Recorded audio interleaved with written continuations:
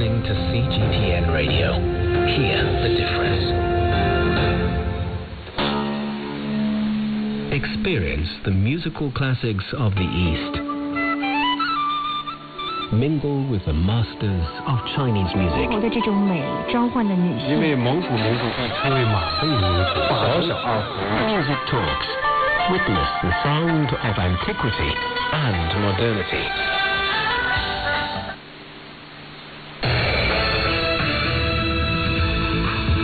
This is CGTN Radio. Hear the difference.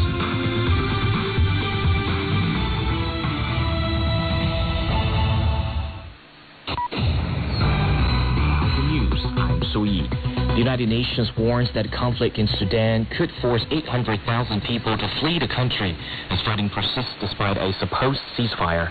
More than 500 people have been killed since the conflict broke out on April 15th. A UN envoy says the rival factions have agreed to send representatives for negotiations, potentially in Saudi Arabia. The United Nations has also warned of a humanitarian breaking point as the crisis left many struggling with basic supplies. Abdul Muhyiddin has more. Is uncertain with hundreds of thousands of families across the country in western Darfur, in the capital Khartoum, in central Sudan, in the borders with Ethiopia and Eritrea, the borders with South Sudan and Egypt are vulnerable and in need for immediate assistance, and they are in emergency status. So the situation is really dire, and the UN announcement of the resumption of operations in Sudan again could help in relieving the situation a bit. Iranian President Ibrahim Raisi will pay a visit to Syria on Wednesday, the first visit by an Iranian president in 13 years. During the two-day visit, senior officials of the two countries will hold talks aimed at furthering diplomatic relations and strengthening economic and trade cooperation. Raisi will also attend meetings with Iranian and Syrian traders, as well as Iranian nationals living in Syria. A prominent Palestinian activist has died in an Israeli prison after 86 days on hunger strike. Israeli authorities say Kader Adnan was found unconscious on Tuesday, and attempts to resuscitate him failed. Adnan was a senior figure in the Palestinian militant group Islamic Jihad. The group had earlier warned that Israel would pay a heavy price should he die in jail. Ukrainian officials say the projected all-for-all prisoner exchange between Ukraine and Russia will take place in several stages. Ukraine's coordinating headquarters for the treatment of prisoners of war says all these steps to implement the swap deal will be prudent and well considered. The country's military intelligence chief has said Ukraine is in talks with Russia over an all-for-all prisoner exchange. The International Monetary Fund has raised its economic forecast for Asia this year. Director Krishna Srinivasan of the IMF Asia and Pacific Department says the economy of the Asia-Pacific region is expected to expand 4.6% in 2023, up from a 3.8% increase last year. He says China is the biggest driver of the economic growth in the region. Where the reopening of the economy will provide fresh momentum for the region's growth.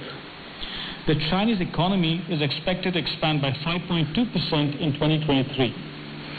And data from the first quarter have confirmed our forecast for a dynamic start to 2023 with a strong rebound in consumption. The IMF also warns of risks such as inflation, slowing global demand, and the impact of banking strains in the U.S. and Europe. The Australian government has decided to take strong action to reduce smoking and stamp out vaping or smoking e-cigarettes. The move marks the country's biggest crackdown on the tobacco industry in over a decade. Health Minister Mark Butler warns that young people especially need to be protected from the harm caused by e-cigarettes, as young vapers are 3 times more likely to take up smoking. Vaping was sold to governments and to communities all around the world as a therapeutic product to help long-term smokers quit. It was not sold as a recreational product, and in particular, not one for our kids. But that is what it's become. The government will provide $42 million of funds for a public health campaign discouraging people from taking up smoking and vaping. The sale of e-cigarettes in retail and convenience stores will be shut down, while all disposable single-use vapes will be banned. Thousands of Hollywood screenwriters are walking out of their jobs after last-minute talks with major studios over wages broke down. The Writers Guild of America says more than 9,000 writers would take part in the first industrial action in 15 years. The writers are clashing with the Alliance of Motion Picture and Television Producers, demanding higher pay in the age of streaming services. They're also seeking guarantees that artificial intelligence will not be used to replace them in the future. And that's the news. I'm Sui.